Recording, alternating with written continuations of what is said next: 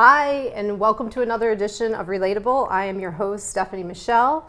The holiday season has officially begun. Are you excited? I hope you're feeling the excitement of the season. If you have something specific that you're thinking about this time, please share in the comments. So what's your favorite holiday tradition? I'd love to hear about that. If you're struggling to complete your gift list, be sure to check out our resource section on stephaniemichelle.com. We have some great gifts for pet lovers, foodies, fashionistas, entrepreneurs, people that like to read, and especially people that like to learn. Two of my favorite things that are on there right now, there's an offer from this company called Shaggy Swag, and of course it's like a box for your dog, and if you order from them, you get a free Christmas sweater for your dog, so that's pretty cool.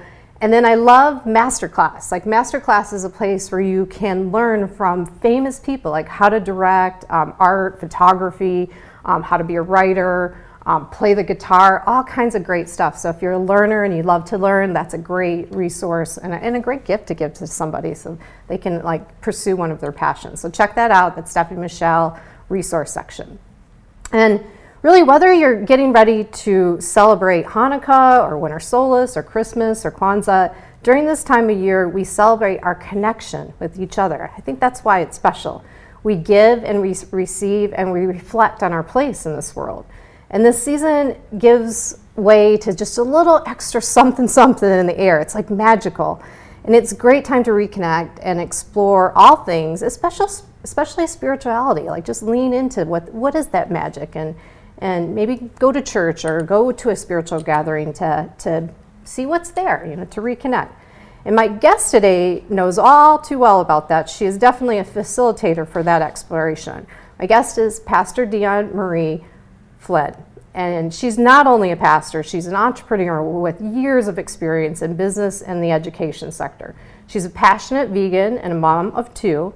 She's dedicated her life to leadership, spiritual development of entrepreneurs, female empowerment, and philanthropic efforts. She is a lover of arts and creative exploration. Her latest works involve a multinational luxury brand and adding to her conceptual art collection. I can't wait to ask about that. Welcome, Pastor Dionne. Thank you. I'm so happy to be here. I'm so glad you're here. And her daughter's in our audience today too. We've got a studio audience in the room, so we're just feeling the love and family. Are you feeling the season? Yes, I am. Yeah, I am. You already leaned I'm into it? excited. This is family time. This is gathering your friends and thinking about how much you love them and appreciate them, and you want to get together and eat together and just laugh and play games and all that stuff. I love the holidays. I do too. I love it. So before we talk about that, and we're going to talk about God, we're going to talk about spirituality and learn a little bit more about you.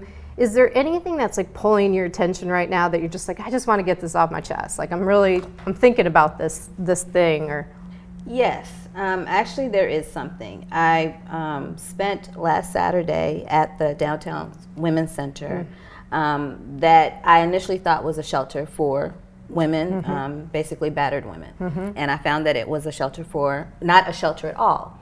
It is an opportunity for women that need services to find them that would not normally find them, whether they're homeless or they're a part of an underrepresented group. They can go there for assistance for medical care. They can go there for assistance to get their resume prepared and put together. And I was thinking about the fact that these women are making a choice to go into this agency and to seek help. And so that's been really tugging on my heart in terms of the idea of how we make our choices and how we make our decisions. And it takes a lot of courage to make a simple choice and to stick to it and to follow through. So that has really been on my mind. It was an excellent experience to go through the volunteer training. And I also thought it was interesting that they have a 2-part series where you do part 1, you learn all about the center, and then part 2 is you learn how to interact with people. And I thought that was key for learning how to be a volunteer, because sometimes we just think that, I want to help, so let me just jump in and help. But no, there's a certain way that you do things, and that whole, I'm coming back to the whole thing of the choices that we make and how we spend our time. the choice that we make to help people that are in these organizations Yeah. and these agencies that need assistance. And so I just wanted to share that, and I know that they have a need for gift cards for the ladies. They said that they're trying to get 650 gift cards by Christmas. And I think that's not too much to ask. No. You know? We'll share that in the archive links where people Yeah. can go and find out more information about that. That's great. Two things that kind of came up for me when you were sharing that that I just love. Number one, I think it's really brave to ask for help. So, and especially in a time like, I don't understand why we still have such a stigma on like mental health. I mean, Right. we go to the gym, we work out our bodies, like, you know, we do all the, we eat good food. I just don't understand why that still is what it is, and especially now because there's so much stuff, you know, with the content on the internet and you know, and politics and everything just pulling our attention in all different directions, that we really do need, you know, to be able to ask for help and get some check-ins, you know. So I love that there's a place for women to go, you know what, I just need some help. And two, that they had this 2-part series where you were taught, or you know, got probably some refresher course on like how to be a volunteer and connect and learn, because that's another thing that we kind of take for granted. You know, there's more people living alone than there ever has been in the United States. You know, we're always device in hand, and we're not doing this, and so the idea of being reminded, like, hey, it's not just second nature. Actually, we need to be in practice with each other, and we don't have a lot of opportunity to do it. Exactly. I love that they are like, hey, here's how we're gonna like talk to people or approach people or whatever, you know, whatever that was. But that was a whole section on that. It's good to hear. Yeah, and a thing about it too, what you also mentioned, is that, you know, we ask for help during this season of giving, and there's a stigma to it. And we go out and we think that everybody has a family to go to. Everybody has friends to hang out with during the holidays. And no, everyone does not. No. I wrote an article, I think, for maybe Huffington Post about 6 years ago on isolation during the holidays. And every holiday season, I still get alerts in my inbox that people are commenting on that. Because I know, you know, like I know people are alone. Or there's situations where, and I've been in this situation, I live here in California and none of my family is here. And I have great friends, and, you know, and I have invites to go, but there's something, it's like, oh, but I'm not part of your family, and like, I'm a little bit of an outsider. And so I've made decisions to be by myself because because I have felt that I'm imposing, you know, and so there's lots of reasons why people find themselves isolated at the holidays, and it's hard. Yeah, it's hard, and you know, we can't take that for granted. No. Yeah. No, we can't take that for granted, and I would just say from my own experience, we have to kind of speak up, like when you do get those invites, like, hey, you know, this is how I'm feeling. Is it going to be okay? Like, you know, or what can I do? And I think the other thing is like, what can I do to feel more a part of the family? Like, should I bring something? Should I make something? Can we? The simple things, should I bring a casserole? Would I, you know, am I imposing? What about, you know, if I'm staying at a hotel, will that make you feel bad if I don't stay at your home? You know, A pet. And I usually travel with a little dog too, so you got to ask, is that okay? Yeah, but we just need to talk it out. And have conversation. Absolutely. Which is what we're doing right now. So I want to learn more about you. So I know that you were raised in the Virgin Islands. Like, what was that like? Like, tell me about that. I was born in St. Croix, Fredericksted, St. Croix. Beautiful. It's a beautiful island, a part of 3, St. John, St. Thomas, and St. Croix. And it is a part of the United States, so it's a part of the U.S. territory, unlike the British Isles. So there are also Virgin Islands that are under British care. And from St. Croix, I moved to New York with my dad. He was a single father, and he raised me. And I left my daddy. I'm a daddy's girl. I can just yes. I'm a daddy's girl through and through.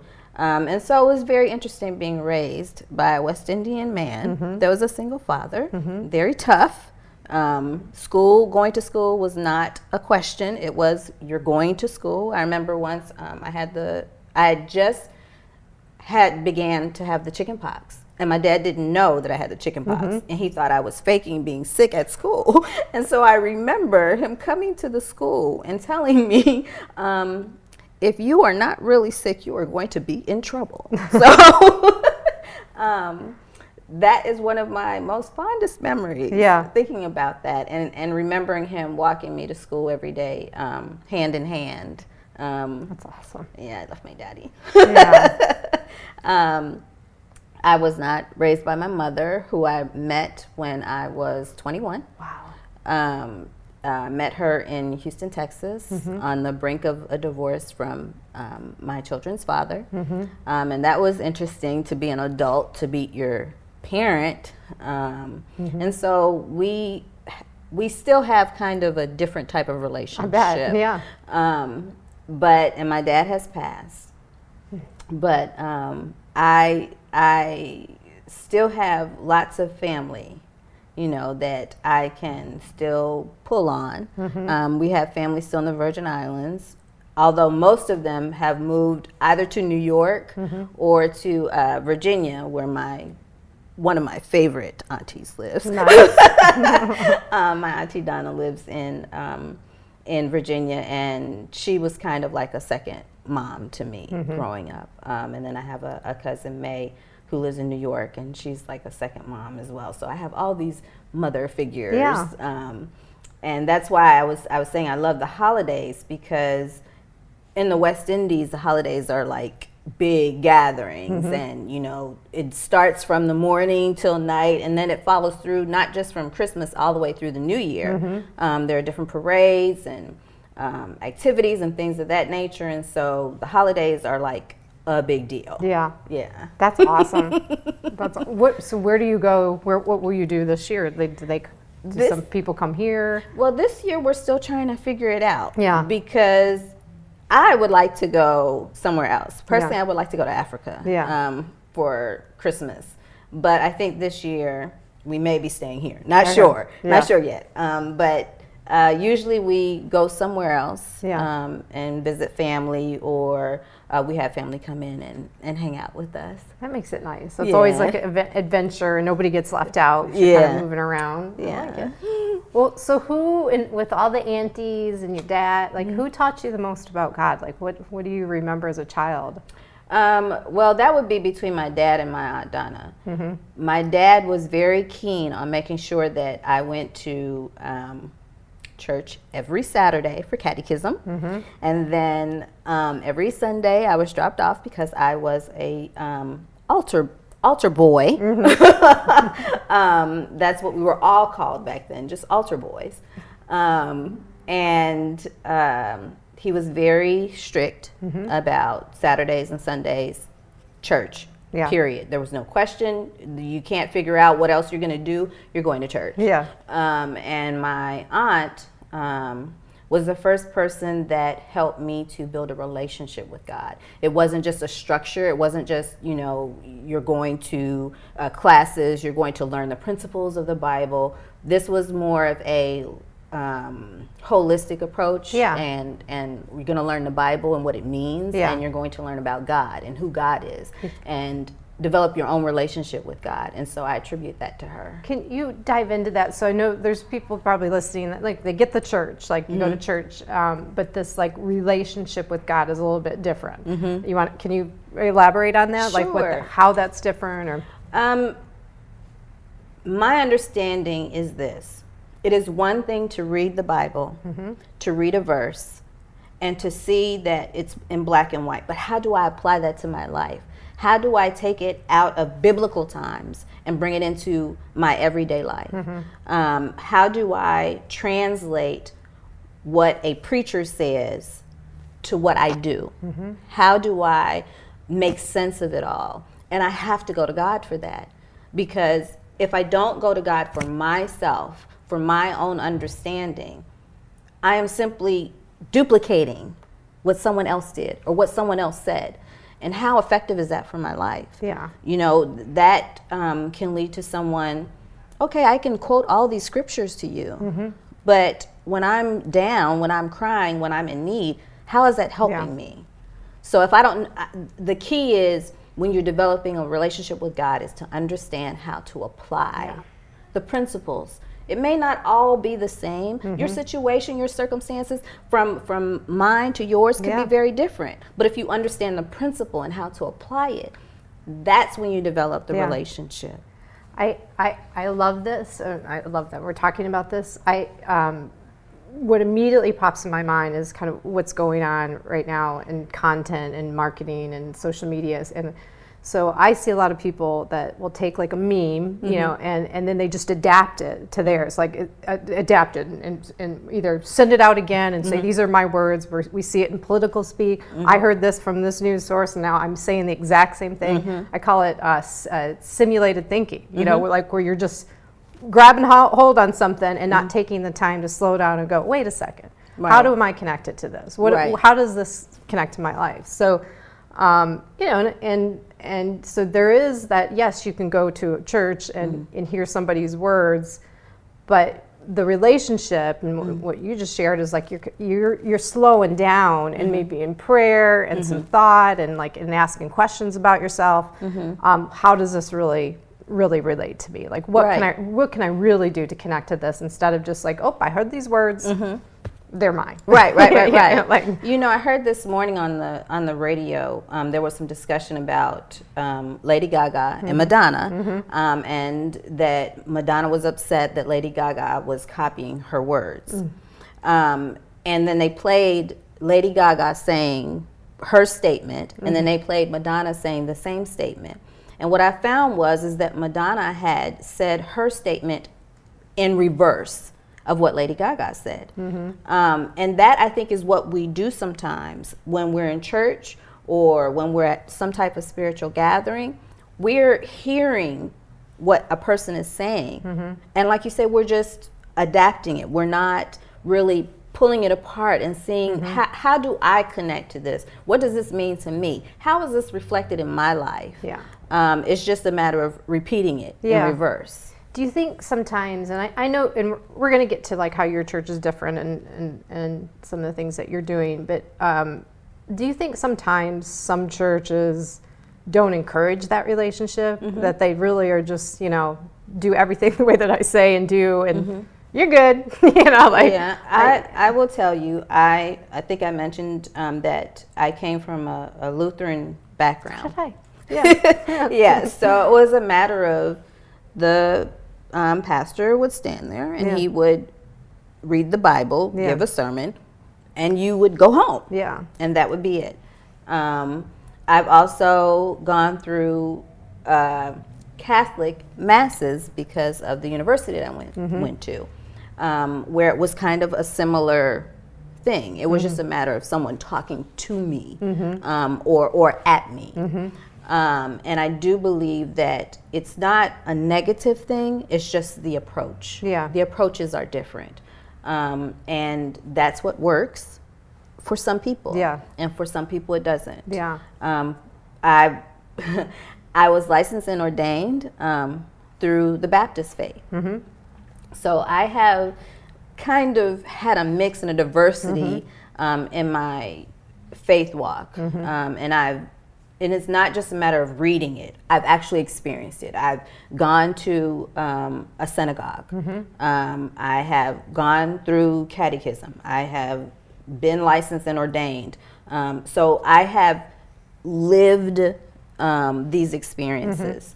And there are some differences. And then there are some similarities. And I think it's just whatever works for the individual. I tend to believe that too, but I've experienced some almost heartbreaks with friends and that family that have said, okay, this is my way and this is better than your way, or you know, or I'm going to look down on you because you're not participating in my way. And I'm like, I don't think Jesus would like that very much. Like, I don't really think, I mean, I think I read the same Bible that you did. And he hung out with some people that were not, you know, they weren't like considered the greatest people. You know? So it's just strange. And he did that quite often. He did that quite often. You're right. And I just, so, and I like, especially like in and now, just the now of things, like there's a lot of hurt and pain and anxiety and disconnection and people not even looking at each other when they're walking past. And I have hope and faith that there can be more interfaith conversations and people coming together and go and saying, just like you said, that, hey, this works for some people, this does not, but it's okay. Like, as long as we can still get together, like, isn't that, the connectiveness of it is what's important, I think. Yeah, I think if we are all drawn to God, that's the key. Yeah. That is the heart of it all. We have to connect to God, whether we find God in a meditative state, whether we find God in a small Baptist church in southern Texas, as long as our attention is brought to God. Do you have a good definition of God? Like, can you? All-encompassing. All-encompassing. I think the key to defining God is that we can't. We can't define him, because we are in a position to where we are learning a different side of God every single day. And that is a part of the objective of our church, is to ensure that people can see God everywhere, wherever they are. Whether you are living on the street, there's still a God. Whether you're an executive on the 22nd floor, there is still a God. And that is the key. Wherever you can find God, that's the changer. And it is, and it's not, so when you say all encompassing, it's good, it's bad, it's love, it's all the emotions, but it's just this belief of something outside of you, that's there to help, to guide, to teach, to love, like all of those things, right? Like, see, there you just said something that's very key. Outside of us, the thing about God is so intricate, complex, and yet so simple, that not only is God outside of us, God is also inside of us, and that drawing and connection is because there's a little piece of God inside of us, and that drawing is what's so wonderful about who God is. Yeah. You can't say, oh, God is just, my healer. God is just my counselor. God is just my friend. God is everything. Yeah. Do you have a moment or memory when you really got this? Like that, like, sometimes people talk about their testimony, like, but just a pivotal moment where you're like, yeah, I got it now. I'm getting it. Yes. Actually, my mother prayed for me one day in her closet. She was lying on the floor, and I was lying on the floor, and she prayed for me. And that same night, we went to a church service, and this was a couple of days after my divorce was final. And I just was like, life is horrible. Everybody is just against me. I'm a hot mess. And everybody else is too. And I went to this church service, and I saw God. For the first time in my life as an adult, I saw God. And I saw, it was almost as if I had a Moses moment, that I experienced God for myself. And it wasn't a matter of someone telling me, you better, read your Bible and you got to live your life this way. And it wasn't that kind of thing. Yeah. It was just, I felt wrapped in love. That is the best way to describe it. I felt like a complete blanket covered me and protected me. And I remember laying on the floor. I was in tears, a hot, heaping mess. But it was the best moment of my life. Yeah. I can relate to, there's something about the surrender of things. I mean, my favorite kind of prayers are a surrender. Like, I don't have this. Right. I don't understand what's going on. I'm not in control. I'm just hot mess. Is kind of, I can relate to that. And in that surrender, there is something that gets presented every single time. And that's, I would say my experience is very similar in terms of like the testimony of like, yeah, there's a God, Yes. that in the darkest, most distraught times when I go, oh, I don't got it, something happens. Right. And you can't explain it any other way Right. than, I didn't make that happen. I mean, I'm feeling something differently that yes, is a part of me, but also is outside of me, and it's really beautiful and like peaceful and, whatever. But I find that the most in those surrender moments. Yeah. I think when you stop trying to control everything, and this is coming from a control freak. Yeah, type A. Yes. Right here. In the house. Right. So in that moment, like you say, when you surrender, you're everything. Yeah. Not just a piece, not just, okay, you can have my finances. Okay, God, handle that part. Or I'm in a bad relationship, handle him. Yeah. That kind of thing. When you surrender everything is when you come into an experience that is unlike any other. Yeah. I just got the most powerful image when you said that. So most of the time we're compartmentalizing. You're only seeing a little bit. I'm putting on a mask. You're seeing something different. Like, oh, you can know about this part of my life, but you can't know about what's going on over here. Right. Like it's all over. And when you said that, what I felt and what I saw was like the flow, like just kind of a current. It's like, I just let you have everything. Right. You're part of it. It's all good. It's all Right. it's all everything. Right. And God's like, okay, Okay. I got it. I already know all of it. Right. Like, you're not hiding. Thank you. Finally. Yeah. You're not hiding anything from me. What do you think? No, I saw that very clearly. Yeah. That's beautiful. I mean, that and you hope and that everybody has a chance to feel something like that. Yeah. And however they get there, like I've really in the last couple of years just been, however you get there.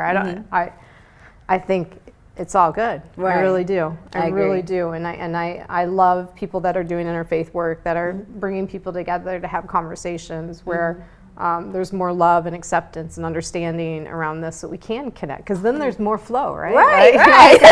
It's a bigger river. I think that's the point. So that's all good. I mean, what things test your faith? Like, what things have? I mean, probably that divorce is probably. My divorce, but my kids. Yeah. Because I want the very best for them, and I want for them more than I had or more than I chose to pursue. I want them to be great. I want them to live their best life. And sometimes I see things that either happen to them or things that they choose to do that sometimes takes them away. So my faith is tested when I see that. But then it gives me the opportunity to pray. And pray in a different way. Because my kids are awesome. They really are. I love my children. They are like my heartbeat, and I tell them this all the time. They're my heartbeat. My daughter, she's my mind, and my son is my heart. Oh.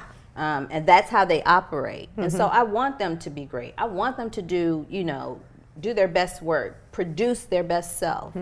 And just sometimes I have to get in my closet and pray. Yeah.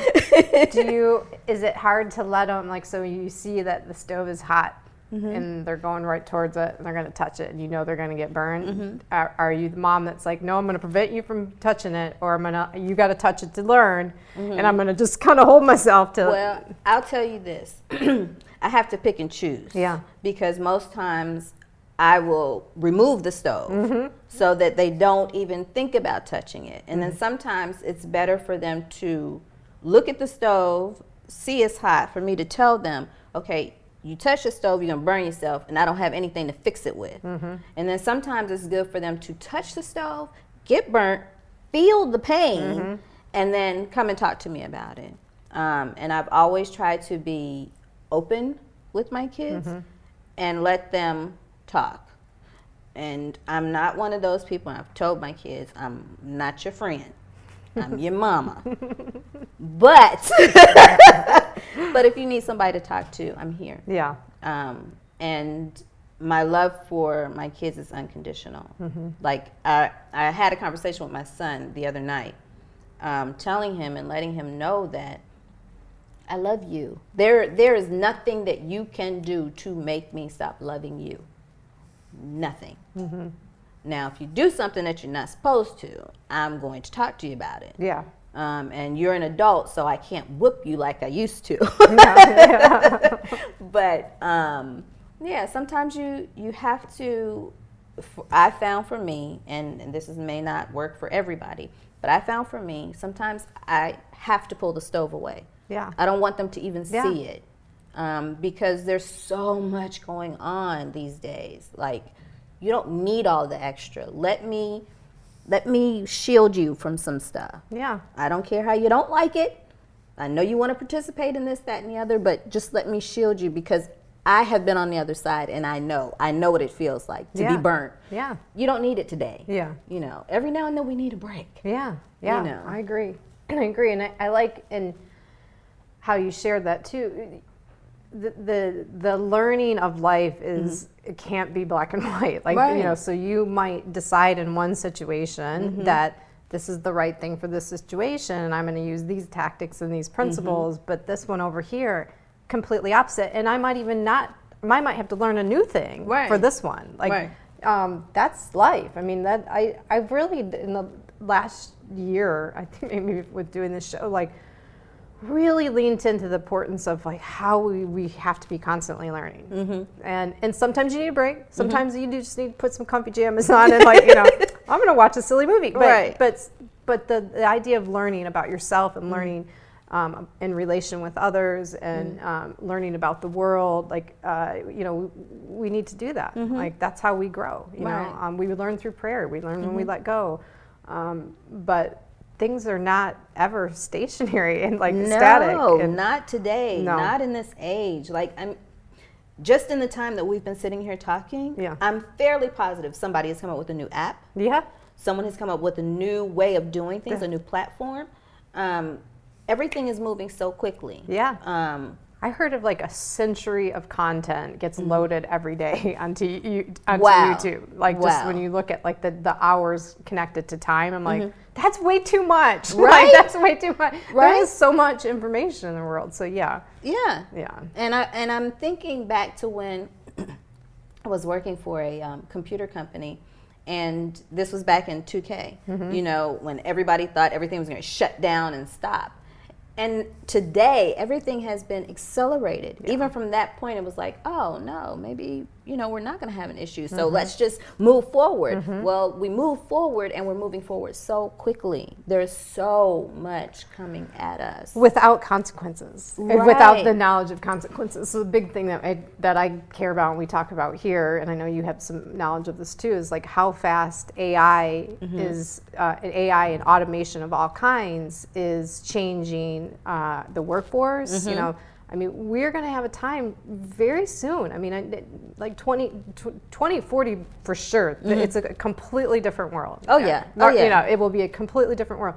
But where automation and AI practices have wiped out an entire workforce, and you've got companies that, you know, they've let 80% of their workforce go, and who's responsible now? Like, so now you have all these people that don't have jobs. Is government responsible? Is the company responsible? So there's a lot of stuff moving very quickly without the consequences of all that. And the solution is not to move faster. The solution is like, okay, let's be a little mindful about this. Like, absolutely. I mean, we've moved so quickly. Like, really, what is like taking an extra hour or putting 6 people in a meeting for a half day? Like, really, what's going to happen? But I think that we got to slow down a little bit. Yeah, and you hit it right on the head, is that we need to be more mindful. Because like you say, you know, if you are cutting your workforce by such a huge amount, Those are people Yeah. with lives, Yeah. with families, with responsibilities. Yeah. What then? Yeah. You know, and how are those people cared for once you let them go? You give them a severance package and then bye-bye? Yeah. No. Yeah. Things happen. There are consequences, you know, to our actions. And I think right now we're moving so fast we're forgetting about that. Yeah, I agree. Well, talk to me about Grace Empowerment Temple. Like, what made you start the church? What's different about it? You know, what's happening there? Talk to me. Grace Empowerment Temple is a platform more than a church. It is an opportunity for people that are seeking God in a new and radical way to find God. In respect to, there are some churches that go after what they call the unchurched, and that's people that have never gone to church. Our church is more about those people that have gone to church and are like, I'm good. Yeah. I'm not going to go again. Yeah. Thank you for the opportunity and the experience, and bye-bye. Yeah. Yeah, so it's more or less catered to the person that knows that they are connected to God, knows that they have a sense of spirituality, knows that there's something greater than them. But I'm not too keen on the gossip. I'm not too keen on the attitudes. I'm not too keen on the, you know, basket going around 60 times and all of that type of stuff. Not a fan of that.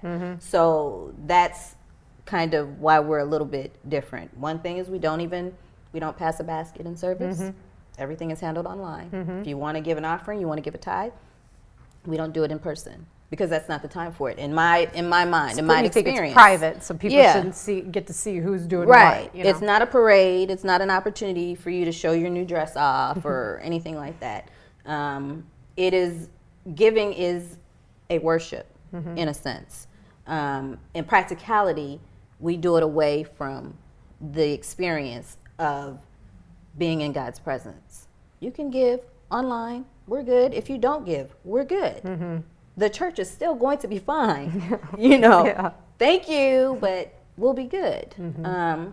And that's my heart behind the scenes of that, because I have been through some experiences where ministry was more about what you wore, who you knew, and what you gave. Not a fan. Yeah. And I knew I wasn't alone. I Yeah. knew that there were other people out there that are like, hey, you know, I love God. I want to spend more time with God, but I don't want to deal with the challenges of meeting God instead of seeing people, Yeah. you know, that are turning me off from this experience. Yeah. So I can relate to everything you just said. I mean, I remember early church experiences.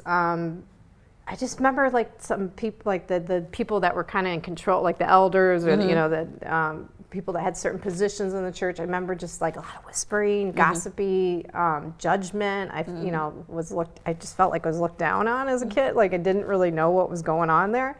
But you know, in different times in my life, I've definitely sought out church because of the community of it, you know. But the one thing that I've experienced more here, so being in California, it's really hard. I wonder if you can relate to this. If you're a single woman going into a church, for the most part, churches are made up of families. They're communities of families. It's not like, you know, everybody's like welcome you to their like Saturday picnic, you know. Right. There's a lot of verses in the Bible about the temptress single lady, you know, and I've actually been to churches where the pastor wouldn't take a meeting with me privately, you know, when I'm just trying to volunteer or offer you know, or help with like marketing or, you know, events and stuff. And I'm like, I've done nothing. Right. I've done nothing but want to here. I've done nothing but just want to be a part of this. Right. And you know, I got tired of having that experience, but the community I still need. And you know, I don't know what the fix is for that, but you know, I openly share this because I want people to know that there are things that are happening within a church community, that there are missed opportunities for us to have a really beautiful human encounter with God. And then that turns people off. Right, you know? right. And it becomes a challenge because I've personally experienced, and I can't talk for every church, Right. but I've personally experienced where people will come in and their heart is in the right place. You know, they're excited and they're ready. And by the time they leave service, they're like, I'm never going to church again. Yeah. You know, and it's not because of, you know,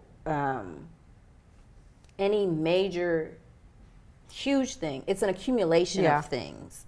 And as you mentioned, taking private meetings, that's one of the things that I personally feel is very important, especially in an age with mega churches. As pastors sometimes don't even know who the members are. You could pass each other on the street and not know that that's a member of your church. And so personally, I feel it's important that I know you. I know your kids. What are the names of your children? What's going on in your life? Let's check in every now and then. Call me. Let's do a face-to-face. If you are out of town, and I do have people that are out of town, call me, send me an email. Yeah. You've got my phone number, text me, send me a text message. Yeah. You know, I'm going to communicate with you because it is not my role and it is not my responsibility to push you out of church. That is not what I'm called to do. What I am called to do is to ensure that you see God. And in doing so, I am trying to create an inclusive community, but I want it to be personalized so that I know you. I know the color of your eyes. I know, you know, if you are looking for housing, I want to know what you're looking for, when, why. I'm going to try to find somebody to connect you with because all of that is included. You know, my favorite word comes up when you're talking about this. It's interdependence. Really, you know, what you're describing in your church experience is like we do need each other. We do need to rely on each other, and that's a beautiful thing. Like we kind of have this myth of independence when we see our little Instagram posts. You know, like, oh, look at me, I did this all myself. You know, it's like, no, you are in a relationship with a bazillion people. I mean, even just in this space, I got to depend on the guy that keeps the lights on, and you know, like. You're in tons of relationships at all times, and calling that out for what it is and saying, hey, someone over here is looking for a home or, you know, or a job or whatever. That's what we're really called to do, you know? And it's a beautiful thing. Right. Interdependence. We should call it Church of Interdependence. I like it. That's awesome. And the other, you know, the one-on-ones, I think, do you have small groups? Do you have, yes. I love small groups. I think that there's so much growing, and for people that are listening, like, what is she talking about? Small group is usually a Bible study.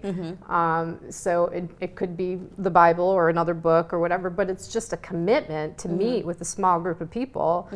And just by default, that because you're committed to doing it, you grow. Because you're in the group with different hearts and minds and different experiences, and you're sharing, and everybody's asking maybe the same question to a topic or, you know, a passage that they read, and you're hearing like, whoa, look at like you think one way, you're looking through one lens, and you see and hear and think one way, and then the person next to you is looking at the same thing and has got all of this other stuff that's coming up because their lens is different, and I love that. Like there's so much learning. You know, like I love. I couldn't say, like, even if you're in a book club, like you know, just the idea of regularly committing to meet with a small group of people. Yeah, it makes a huge difference. It does, and I think it keeps people connected. Yeah, and learning. I mean, because we're just back to like how we need to learn. All right, well, so you know, a lot of people about this time, like we talked about in the opening, you know. We have people that may not go to church or, you know, this God thing's not for me. But then the holidays come along and there's something warm going on and feeling like, you know, maybe I need to explore that. Like, would you have thoughts, like encouragement for people or thoughts on why does the holidays make us think about God? Outside of the obvious. I think it's because of... it may be a little bit of marketing, you know. Of course, the holidays, you know, you get your decorations going. But there's something about the close of the year and a refreshing because you're getting ready to start a new thing. And God is associated with new beginnings. So I think that's why the holidays are such a tricky time of year, because there are some people that are really excited and, oh, I can't wait to see family and cook and all of that stuff. And then there are some people like, this is the loneliest part of the year for me. And I think that if we are cognizant of the fact that holidays are a wonderful time of year. It's a great time of year to connect with family and friends, and to do some things that you haven't done, to dress up in your PJs and, you know, hang out in the kitchen and do all kinds of things like that, but also to be mindful that there are people that are isolated for whatever reason. It could be by choice, or it could be by circumstance. And to encourage people to step outside of their own front door and look for people that are feeling isolated. It could be your colleague that's sitting in the suite next to you. It could be somebody that is at the club that you go to while you're working out, you know, and you're going in on Christmas Eve or the day before Christmas Eve, and you see that they're working out all by themselves. Hey, what are you doing? You know, do you have plans? If you don't, let's hang out. Let's do something. So I think that there's a need to be mindful and inclusive of those people that are isolated, because this is also a time of the year when people commit suicide.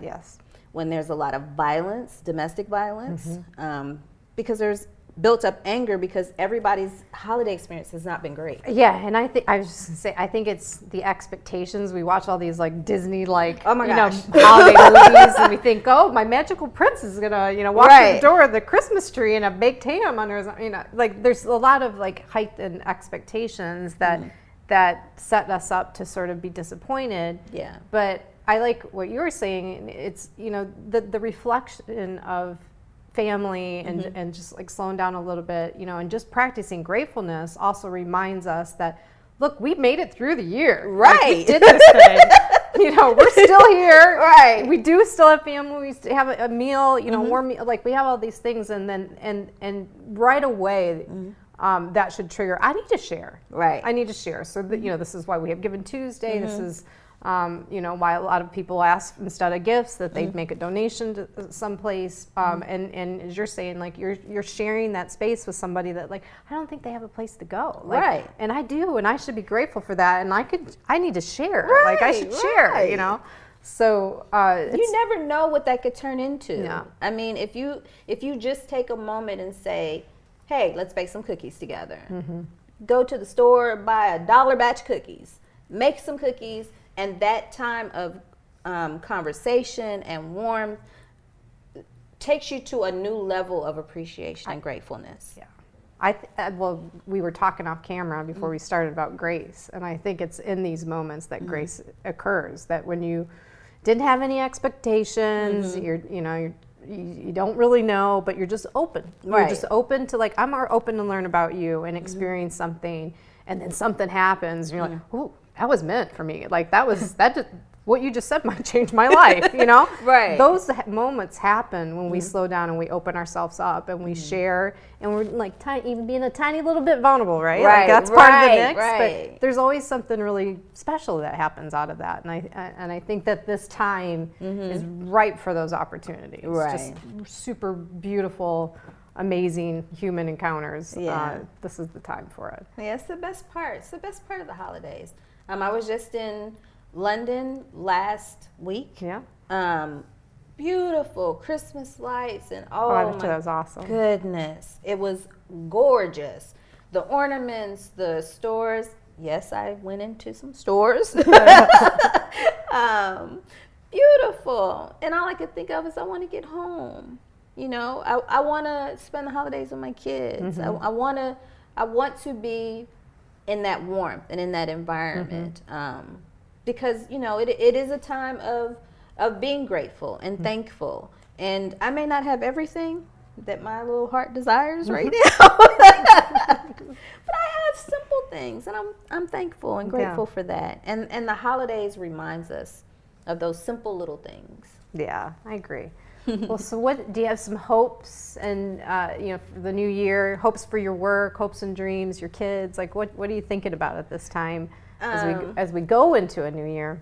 As we prepare to go into a new year, one of my biggest hopes is that we get our own building, because I would like to at some point move into an environment to where we can expand and have a medical facility and also an entrepreneurial facility.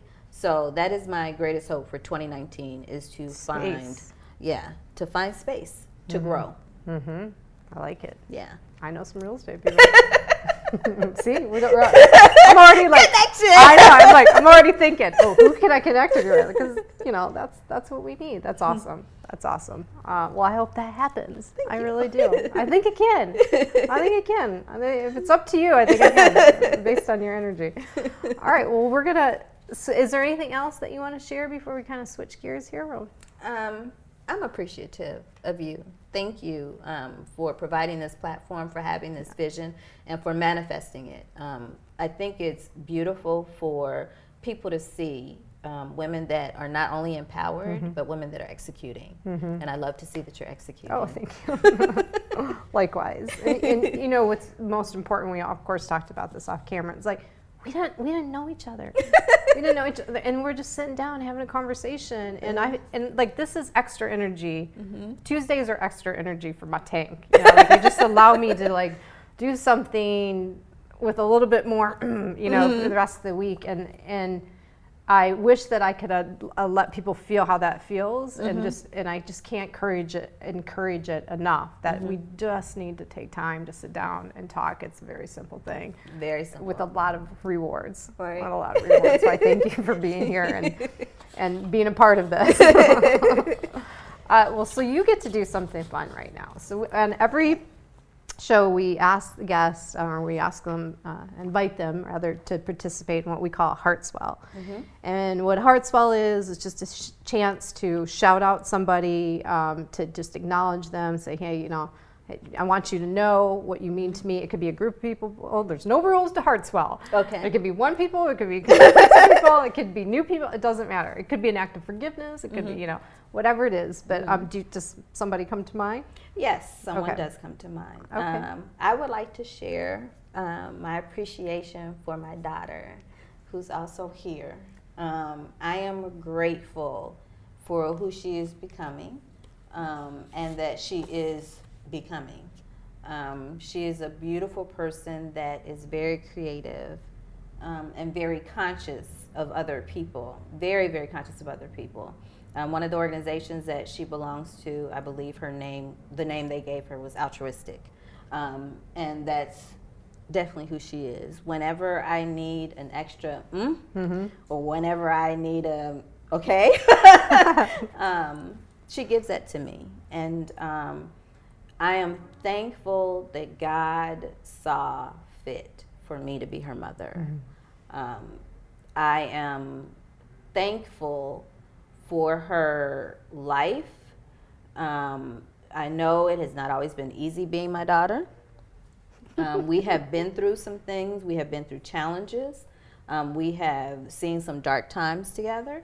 And as we have done that, I've watched her grow as a young woman. I've watched her look at situations and find a way to make the impossible possible. And it blesses me to know that after I'm gone from this space, she'll still be here. And she is my legacy. She is going to do some dynamic things over and above what she's already accomplished. She had mentioned to you that she's a student now and she's working on her PhD. She's also a mentor. She has mentored younger people, and she has this big heart, and she desires to travel all over the world. So she's trying to get young people, minority students, to travel on a budget, so that they can still see the world and afford it. So that is my Heartswell. She's my baby, even though she's a grown woman. I love her so much. That's awesome. We can feel that in here. Again, I wish you guys could feel it, because she's sitting right here and I'm watching her face when she's saying this. It's good, yummy stuff right there. That's awesome. I'm glad that you're here. I'm glad that you're here. And then sometimes we hear the heart swell and we just imagine the person that's getting it. We don't get to see who's getting it. So this is a real treat for us too. That's awesome. Well, thank you for that. We get to do one more thing together. Okay. So we usually put out a social challenge of the week. Something that we just encourage people to try to have a different experience, learn about themselves, learn with other people, and we try to pull it from our conversation today. So, what anything coming up? Like, it could be something. I gotta take a minute here to think. I feel like, and I don't know how to say this yet, but like an invite to Spirit and God. To play with that. That somewhere that's the social challenge. What's coming up for you? If we go down that flow, like you mentioned, my desire for a social challenge is for people to find God in a place that they've never seen before. Some part of their life, some experience that they have never had before, so that they are not boxing God into one space. That's my challenge. Yeah, I'm feeling it. So am I getting this right? So I'm feeling like, so it's almost like you're inviting God into a place in your life that you've never, like he's not here. And it's probably a dark place. I mean, it probably is, right? It's like, you're like, oh, he can't be here. He can't care about me. He doesn't want to know about this stuff. Right. But like just challenging yourself, and maybe it's a journaling project. Maybe it's like, if God was here, you just get out a notebook and go, if God was here in whatever situation you're inviting to me, what would that look like? Right. I love it. That's it. See? That's co-creation right there. All right, so that's the social challenge of the week. You're going to just write out, if God was here, and start to say, what would that look like? And, pick a place, a situation, an experience, focusing on that, and then write that out and play with that. In a space that God has not appeared to you in. Yeah. Something completely different. You think he's not, he's like, he hasn't walked through that door. Right. He's not there yet. Doesn't know about that. I like it. I really am curious about this. I'm even going to do this one. And so if you do the social challenge and you want to reach out to either one of us, so she is on Instagram and Facebook, I think too, at Grace of LA. That's the handle. So you can say, hey, yeah, I did that challenge and this is what happened. And you can learn more about Grace Empowerment Church and Pastor Dionne at graceofla.com, and we'll share those links. And I'm also going to get the link to the Women's Center so people can learn about that. And maybe that'd be wonderful. if you get an extra gift card that you can't use, don't like, whatever, or if you just want to buy an extra one when you're buying it for somebody else, right? That's what you need. So you can do that. Thank you. Yeah, this was awesome. I'm really glad that we got to do this, and hope we get to see each other again. And thanks for being here today. Thank you. It's been an honor. Yeah, we did it. We did it.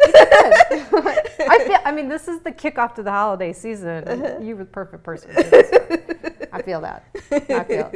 All right, well, that brings us to another end of a show. And, like I said, it's the kickoff to the holiday season. We're going to do 2 more shows before the end of the year, and they are special. They're going to be like our own version of The View.